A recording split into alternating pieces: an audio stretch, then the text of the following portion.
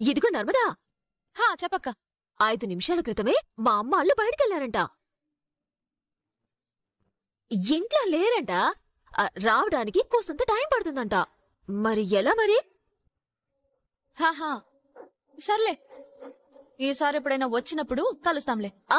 అలాగే. సరే అయితే ఉంటాను నర్మదా మరి. అలాగే అక్క, మంచిది.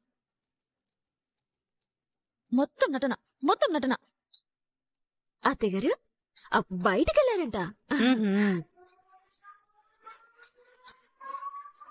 అమ్మాయ్యా, ఏదో ఒక విధంగా మేనేజ్ చేయగలిగాను. ఇంతకిప్పుడు అక్కడికి ఎందుకెళ్లారు? చూసావక్క, అత్త అడిగినప్పుడేమో వాళ్ళ అమ్మ వాళ్ళు ఇంట్లోనే ఉన్నారని చెప్పింది. కానీ మనం వాళ్ళ ఇంటి బయట ఉన్నామని చెప్పగానే వాళ్ళ అమ్మ వాళ్ళు ఇంట్లో లేరని, ఇప్పుడప్పుడే రాలేరని ప్లేటు ఫిరాయించింది. అవును, ఈ ఇల్లు కూడా వాళ్ళది కాదు. అవసరమైనప్పుడు రెంట్ తీసుకుంటారని ఇంటి మేనేజర్ ఇందాకే ఫోన్లో చెప్పారు. అంటే వాళ్ళందరూ కలిసి ఏదో పెద్ద డ్రామా ఆడారని అర్థమవుతుంది. వీటన్నింటి వెనక చాలా పెద్ద స్కామే ఉందని అర్థమవుతుంది.